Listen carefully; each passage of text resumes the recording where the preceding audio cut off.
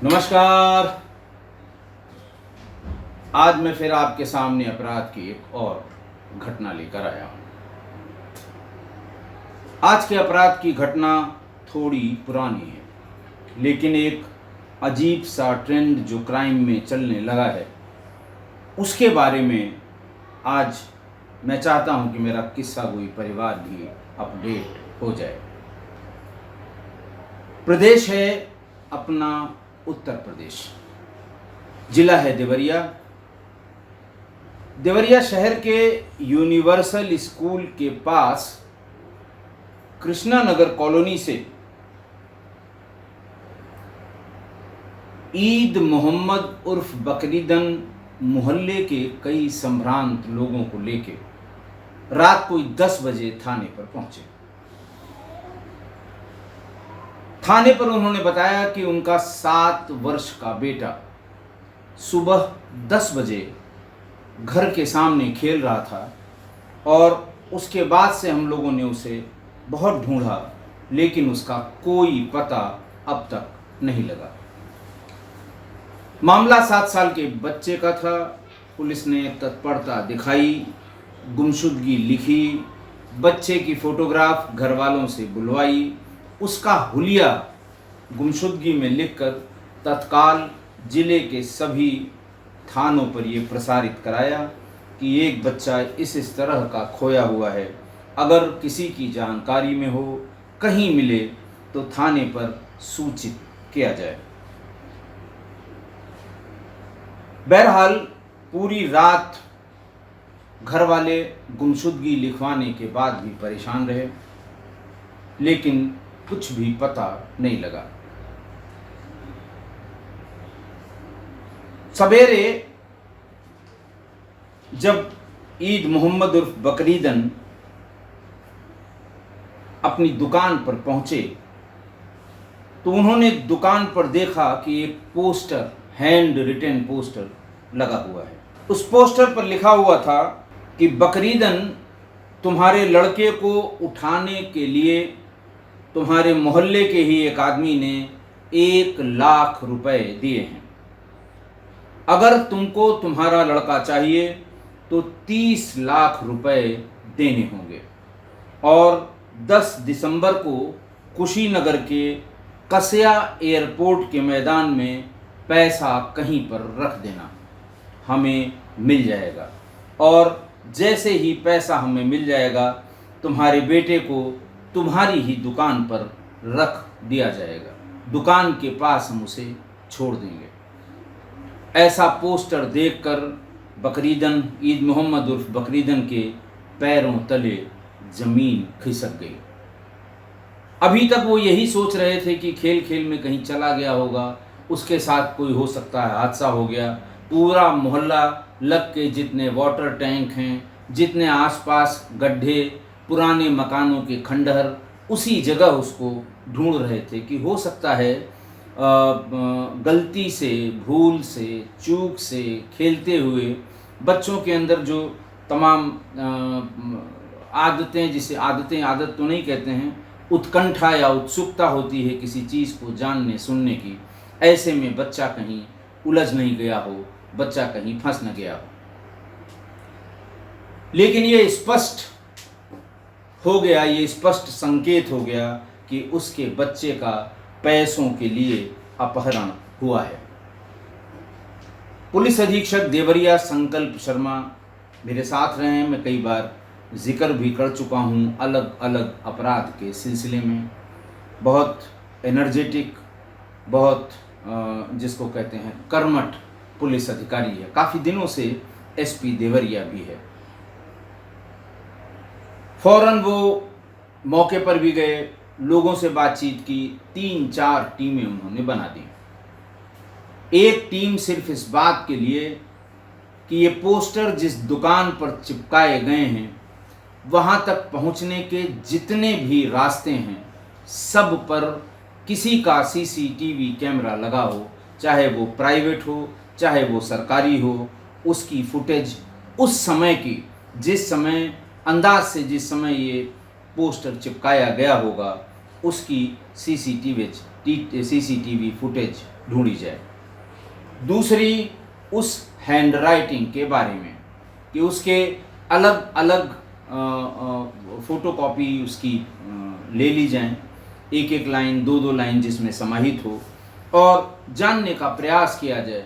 देखिए, पुलिस सबसे पहले जो अपराधी प्रवृत्ति के लोग हैं, जो इसके पहले इसी तरह के कांड कर चुके हैं, इस तरह के अपराध में शामिल हो चुके हैं, उनकी थानों में सूची होती है, थानों की उस सूची से उसको मिलाने का काम करें, उसकी हैंडराइटिंग में, अदालतों में उसके दस्तखत में, इन सब की जो जानकारी है उससे कोशिश करें कि कोई पेशेवर अपराधी तो इसमें सम्मिलित नहीं है। तीसरी टीम सादे में, मोहल्ले में, आसपास घूम कर देखने के लिए कि लोग इस घटना के बारे में क्या कहते हैं, किस वजह से हुई होगी, क्या दुश्मनी रही होगी, क्या कोई ज़मीन का झगड़ा रहा होगा, क्या किसी महिला से किसी तरह के कोई संबंध परिवार के किसी पुरुष से रहे होंगे। मैं बहुत बार बताता हूँ, बार बार रिपीट करता हूँ कि किसी भी घटना के कारण में जर, जोरू और ज़मीन, ये तीन ही मुख्य बातें होती हैं। बाकी सब इसकी सब्सिडरीज हैं, बाकी सब इसकी शाखाएं, प्रशाखाएं हैं। बहरहाल ढूंढते ढूंढते शाम तक पुलिस को थोड़ी थोड़ी सफलता मिलना शुरू हुई। पहला तो ये, पोस्टर लेकर जाते हुए, जेब से निकाल कर चिपकाते हुए दो लोगों की तस्वीर सामने आई। हालांकि थोड़ी दूर के सीसीटीवी फुटेज में था, चेहरा बहुत स्पष्ट नहीं था, लेकिन फिर भी चाल, ढाल, कद, काठी, इनसे उसको अंदाज लगाने की कोशिश पुलिस परिवार वालों के साथ कंट्रोल रूम में बैठकर बड़ी टीवी स्क्रीन पर बार बार इसे चलाकर पुलिस ने देखने की और पहचान करने की कोशिश की। ये दोनों ही एक पल्सर मोटरसाइकिल पर आए थे, जेब से पोस्टर निकाला था और तुरंत उसके पीछे गम लगाकर और उसे चिपका दिया गया था। पुलिस ने इसी कद काठी में 4 तारीख को, जिस दिन की ये घटना है, 4 दिसंबर की, 4 दिसंबर को इस कद काठी के लोगों को फिर उसी सीसीटीवी फुटेज में या उसी सीसीटीवी कैमरे की फुटेज में देखने की कोशिश की। उसमें भी थोड़ी थोड़ी सफलता पुलिस को मिल गई। बच्चे को पल्सर मोटरसाइकिल में बीच में बिठाकर ले जाते हुए वही दोनों लोग, मैंने फिर बताया कि चेहरे से पहचान नहीं हो पा रही थी, कद काठी, कपड़े, पहनावा, जूते, इन सब से पहचान हुई कि यही दोनों इसको 4 को दिन में करीब 10:30 बजे के आसपास बीच में मोटरसाइकिल में बिठा कर ले गए थे और इन्हीं लोगों ने ये पोस्टर भी चिपकाया है। बहरहाल पुलिस ने सारे फॉरेंसिक एविडेंस, यानी चिपके हुए पोस्टर पर जो फिंगरप्रिंट्स थे, उस दरवाजे पर अगर कोई मेटेलिक ऑब्जेक्ट था, जैसे हत्था होता है, कुंडा होता है, ताला होता है, इन सब पर जो फिंगरप्रिंट्स थे उसको उठाने की कोशिश की। लेकिन सबसे बड़ा काम किया डॉग स्क्वाड ने। सामान्य रूप से डॉग स्क्वाड के बारे में यही माना जाता है कि ये पुलिस के शो पीस हैं, हर जगह भेजे जाते हैं, सफलता कहीं नहीं मिलती है। मैं सफल डॉग स्क्वाड के इन्वेस्टिगेशन की कई बड़ी घटनाएं आपको बता चुका हूँ, जहाँ बड़े बड़े ब्रेक थ्रू जो डॉग स्क्वाड के, जो हमारे पुलिस के या पैरामिलिट्री फोर्सेस के जो स्वान होते हैं, डॉग होते हैं, कुत्ते कहें जिन्हें कहते हैं, खोजी कुत्ते, इन्होंने बहुत बड़े बड़े काम किए हैं। इस घटना में भी घटना स्थल से, जहाँ की घटना है, चूँकि सवेरे सवेरे जब वो दुकान खोलने गया था, ईद मोहम्मद उर्फ बकरीदन, जिस दिन वो दरवाज़ा खोलने गया था,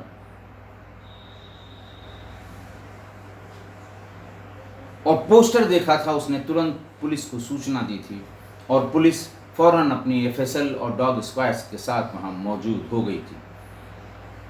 डॉग स्क्वाड ने मौके से 20 किलोमीटर दूर पर एक तालाब तक यात्रा की। पीछे पीछे पुलिस वाले, डॉग हैंडलर अपने डॉग के साथ 20 किलोमीटर दूर तक पहुंचा। तालाब के किनारे आकर वो खोजी कुत्ता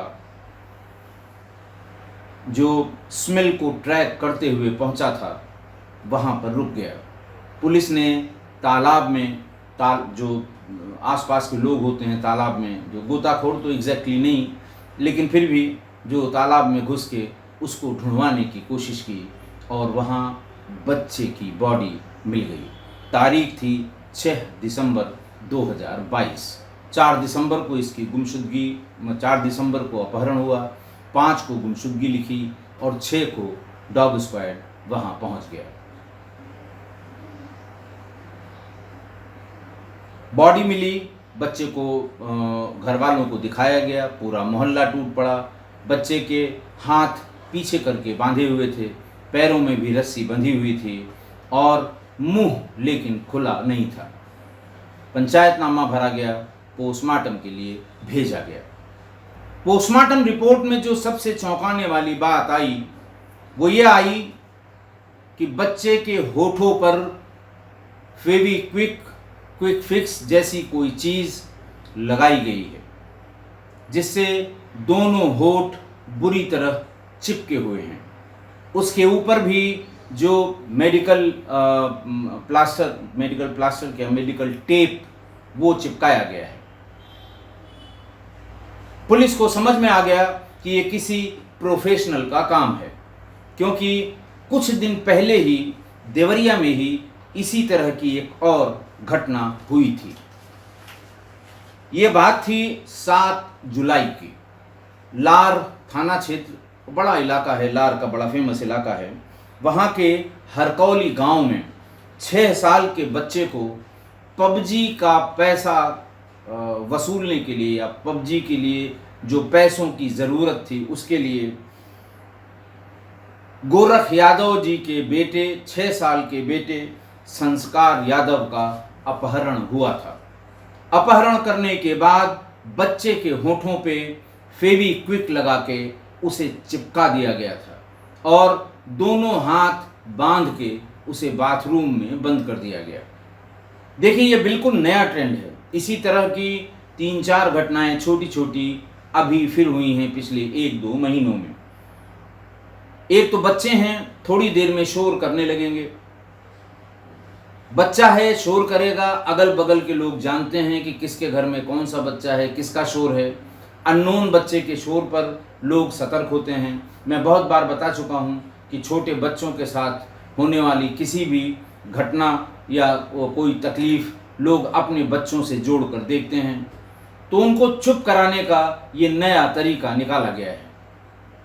होठ की स्किन सॉफ्ट होती है, आप उसमें अगर फेविक्विक से चिपका देंगे, वो खोलने की भी कोशिश करेगा तो because of the elasticity of the muscles of lips वो बहुत दूर तक उसको खींच नहीं पाएगा और खिंचाव के कारण वो बीच का जो चिपका हुआ हिस्सा है वो खुल भी नहीं पाएगा। तो इत्मीनान से मुंह में फेविक्विक लगाकर और उसे बाथरूम में ले गए और फिर वही घूमने टहलने का, जो बच्चों के परिवार के साथ ये नाटक करने का कि हम भी ढूंढ रहे हैं। इस बच्चे की भी उसमें मृत्यु हो गई थी। इसमें 5 लाख रुपए की फिरौती मांगी गई थी। प्रोफेशनल लड़के थे और पबजी खेलने के आदी थे। जैसे ही इस तरह से पोस्टमार्टम रिपोर्ट में इस बच्चे के साथ भी क्विक फिक्स या फेविक्विक लगाने की बात पोस्टमार्टम रिपोर्ट में सामने आई, पुलिस को समझ में आ गया कि ये प्रोफेशनल लोग हैं, क्योंकि मुंह पर फेविक्विक लगा के होठों को चिपकाने का ये नया चलन अपराध में आया है।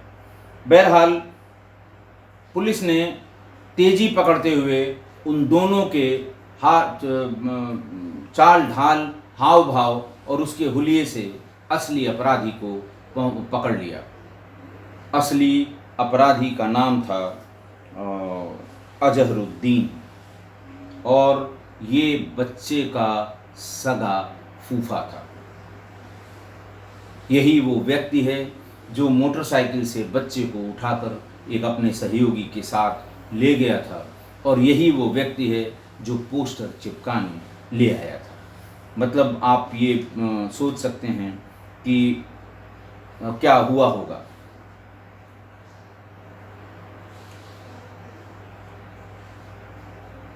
उसने अपने साथी का भी नाम बता दिया जो बाद में गिरफ्तार हुआ, और क्या मंशा थी इसके पीछे ये भी बता दी गई। ये बताया गया कि बच्चा जिसकी मृत्यु हुई थी उसका नाम नासिर था, 7 वर्ष का था। उसके बाबा वहाँ एक कब्रिस्तान में सेवादार थे, मजार में सेवादार थे, और अभी 26 दिन पहले उनकी डेथ हुई थी। उनकी एक अगरबत्ती की बड़ी दुकान उसी मजार के पास थी। तो उनके बड़े बेटे ईद मोहम्मद को उस दुकान का जिम्मा मिला, और वो दुकान चलाने लगे अपने पिता की मृत्यु के बाद। उन्होंने अभी हाल में एक दूसरी जगह ज़मीन लेकर उसमें मकान बनवाने की गरज से अपनी एक छोटी ज़मीन कहीं और थी उसको बेचा था, जिसमें उन्हें 30 लाख रुपए मिले थे। 30 लाख रुपए मिलने की जानकारी बहुत कम लोगों को थी, और बच्चे के फूफा को इसकी पूरी जानकारी थी, और इसी 30 लाख रुपए के चक्कर में उसने बच्चे को अपहरण करके ये 30 लाख रुपए उससे वसूलना चाह रहा था। चाचा को गिरफ्तार करके, अजहरुद्दीन को गिरफ्तार करके उसे जेल भेज दिया गया, और पूरी वारदात जानने की कोशिश उससे कर ली गई। हुआ यूँ था कि उसी 30 लाख के चक्कर में ये 4-5 दिन से घूम रहा था कि अगर ये छोटा बच्चा है, अगर इसको किसी तरह से हम किडनैप, और ये बहुत चाहता है अपने पिता को, पिता भी इसको बहुत मानते हैं, लिहाजा अगर इसको हम किडनैप कर लें। और कुछ दिन पहले की, 6 महीने पहले की लार की वो घटना अखबारों में छपी थी, फेविक्विक से होठ चिपकाने वाली। उसके दिमाग में आया कि इसको उठाने में कोई दिक्कत नहीं है। सुबह 10 बजे वो खेल रहा था, मोटरसाइकिल से पहुंचा, बुलाया उसको अपने पास और कहा चलो टॉफ़ी दिलाते हैं। बच्चा चुपचाप बैठ गया। थोड़ा 20 कदम आगे जाने पे पीछे की तरफ उसका दोस्त भी बैठ गया। दोनों उसे लेकर एक खाली मकान में गए। वहाँ उसे उसके मुंह पर ज़बरदस्ती फेविक्विक चिपका दिया। थोड़ी देर में फेविक्विक का असर भी देख लिया कि उसकी आवाज़, उसके होंठ नहीं खुल रहे थे इसलिए आवाज़ नहीं निकल रही थी। तड़प रहा था वो। गले से जो आवाज़ नाक वाले स्वर से निकल सकती थी उसमें गूं गूं गूं गूं की आवाज़ आती है, जिसका अड़ोस पड़ोस में समझ पाना जो बहुत मुश्किल था। हाथों को पीछे करके अच्छी तरह से रस्सी और टेप से बांध दिया। फेविक्विक के ऊपर भी मेडिकल टेप लगा दिया कि ऐसा न हो बार बार मुंह खोलने की कोशिश में ये फेविक्विक छूट जाए या स्किन सहित निकल जाए, फिर ये चिल्लाएगा, हमारी दिक्कत होगी। उसे आराम से एक कमरे में बाहर से ताला बंद करके छोड़ दिया, ये समझते हुए कि नाक खुली हुई है, सांस लेता रहेगा, अभी खाना खा के घर खेलने के लिए निकला होगा, 2-4 दिन चल जाएगा। फिर वो सीधे वहाँ शाम को मोहल्ले में घूमने लगा। थोड़ी देर में हल्ला हो गया कि इस तरह से बकरीदन का एक बेटा गायब है, 7 साल का। वो भी घर पहुँचा फूफा, और जहाँ जहाँ कहा गया, जहाँ जहाँ घर वाले, बकरीदन को मोटरसाइकिल में बिठाकर ढूंढने का ड्रामा करता रहा। उसके दिमाग में था कि शाम को अंधेरी, देखिए शाम को ये नसीरुद्दीन यानी फूफा अपने बहनोई बकरीदन के साथ यानी बच्चे नासिर के बाप के साथ थाने पर भी गया था गुमशुदगी लिखाने के लिए। रात में आया, देखा कोई जिंदा है, वो बहुत ज़्यादा हलचल नहीं है, और 10 गालियाँ उसको दी, पड़े रहो, हल्ला करोगे, मारूंगा बहुत, इस तरह की बातें करके हाथ से पोस्टर बनाया। स्केच पेन खरीद कर ले आया, A4 साइज़ का पेपर ले आया और चिपकाने के लिए वो जो गम स्टिक होती हैं वो ले आया। सब जेब में रखा, अपने दोस्त को लिया, वहाँ पहुँच के ये पोस्टर चिपका दिया। फिर वो रिएक्शन देखने लगा कि दुकान खोलने कितने बजे जाते हैं। सुबह 8:30-9 बजे के आसपास जब बखरीदन अपनी दुकान को खोलने के लिए गए, पोस्टर देखा, पुलिस के पास गए, पुलिस का बड़ा लंबा अमला मौके पर आ गया। ये सब देख के वो जरा सा भी विचलित नहीं हुआ।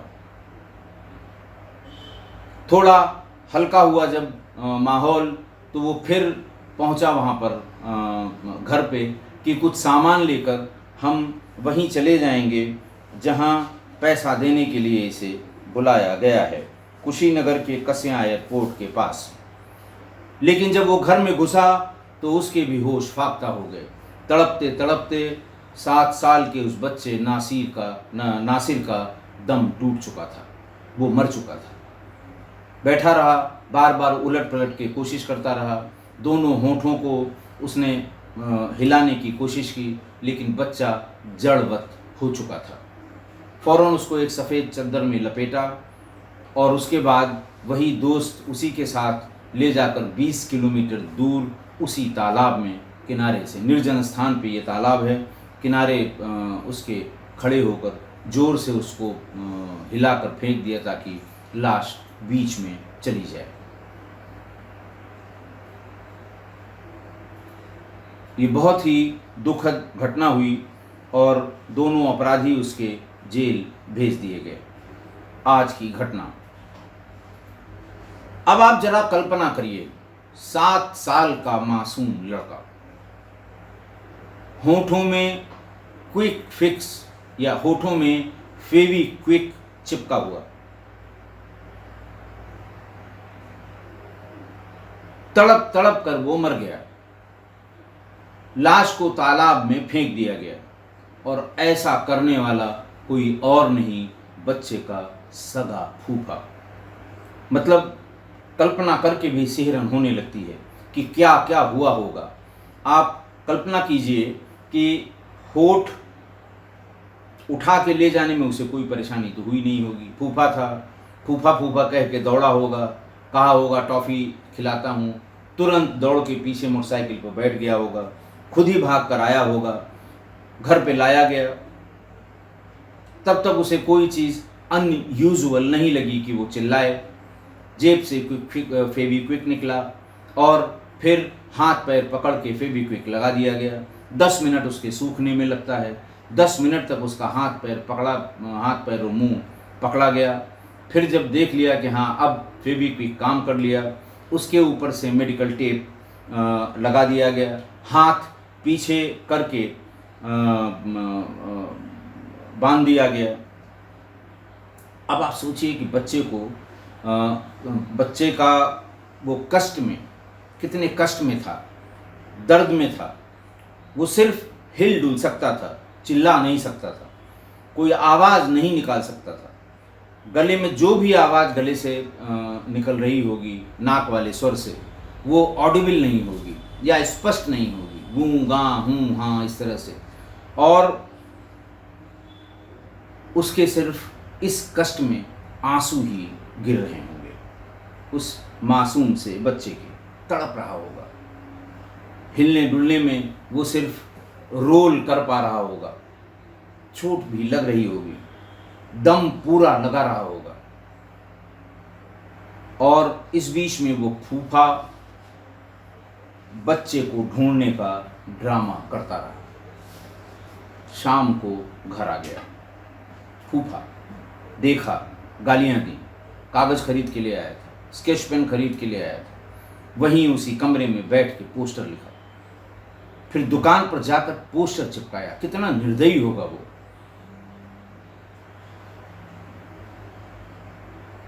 और फिर जब पूरा ड्रामा करने के बाद मोटरसाइकिल लेकर वो कसिया एयरपोर्ट के जंगलों में जाने की सोच रहा था, तो देखा बच्चा मर चुका है। अपने इत्मीनान के लिए उसने पूरी चालाकी की थी। क्विक फिक्स लगा के छोड़ देंगे, आवाज़ बाहर कहीं जाएगी नहीं, हाथ पीछे बांध देंगे तो होठ को ज़बरदस्ती खोलने का प्रयास नहीं कर पाएगा, हम आराम से अपना काम करके फिर इसे देखने आएंगे। अपनी तरफ से पूरी चालाकी की होगी, लेकिन इस मासूम से जान को इतनी ज़्यादती सहन नहीं कर पाया वो बच्चा। उसका शरीर, उसकी आत्मा इतनी ज़्यादती नहीं सहन कर पाया और उसने दम तोड़ दिया। बच्चे के पिता से भी थोड़ी गलती हुई, चूक हुई, गलती तो नहीं कहूँगा, उससे चूक हुई। जब वो ज़मीन की रजिस्ट्री कराने जा रहा था, घर में विचार विमर्श किया तो ये हुआ कि कोई रिश्तेदार या नज़दीकी आदमी लेके जाइएगा। रजिस्ट्री करने वाले या लेने वाले ने ये कहा था कि पैसा वहीं रजिस्ट्री के समय देंगे, तो 30 लाख रुपए लेके आना ये थोड़ा सा कठिन काम था, इसलिए किसी ने किसी को ले जाना था। और वहीं पर उसने ये डिसाइड किया कि वो अपने बहनोई यानी बच्चे के फूफा को अपने साथ ले जाएगा। इससे नज़दीकी कोई रिश्तेदारी नहीं हो सकती, इससे ज़्यादा भरोसा और नहीं हो सकता। बहरहाल वो उसको रजिस्ट्री कराने के लिए अपने साथ ले गए। बतौर गवाह उसने दस्तखत भी किए और 30 लाख रुपए का लेन देन उसकी आंखों के सामने हुआ। बस वहीं 30 लाख फूफा की आंखों में चुभ गए। मैं चूक की बात इसलिए कह रहा हूं कि फूफा जो रिश्ता है, फूफा, ये सभी रिश्तेदारियों में या सभी प्रकार के रिश्तों का विलन माना जाता है। विलन मतलब वही प्रेम चोपड़ा, अमरीश पुरी टाइप। सारे रिश्तेदारियों का विलन अगर कोई होता है तो उसका नाम फूफा ही होता है, क्योंकि सारे घर के जितने भी पारिवारिक कार्यक्रम होते हैं उनमें ही सबसे ज़्यादा ड्रामा करने वाला कोई अगर होता है तो फूफा है। तमाम मीम बने हैं इस पे, तमाम चुटकुले बने हुए हैं इस पे। और चूँकि घर का दामाद होता है वो और पुराना दामाद होता है, तो सारे आयोजन में बुलाना भी ज़रूरी है। उन पर कड़ी नज़र भी रखी जाती है कि कब ये इस आयोजन में बवाल कर देंगे। तो काम ज़्यादातर ऐसे शादी ब्याह में बिगाड़ने वाले फूफा ही होते हैं और इसीलिए इनको रिश्तों का प्रेम चोपड़ा कहा जाता है। पर हैं तो फूफा और सगे रिश्तेदार। अब ऐसे में मैं किस्सा गोई परिवार को क्या सलाह दूँ? आप सभी समझदार हैं, आप सभी जानकार हैं, आप सभी बहुत एक्सपीरियंस्ड हैं कि ऐसे में, अब रिश्तेदार तो हैं ही हैं, ऐसे में या ऐसे रिश्ते को या ऐसे फूफा को कैसे डील किया जाए या खुद समझ सकते हैं। आज के लिए इतना ही। बहुत बहुत धन्यवाद।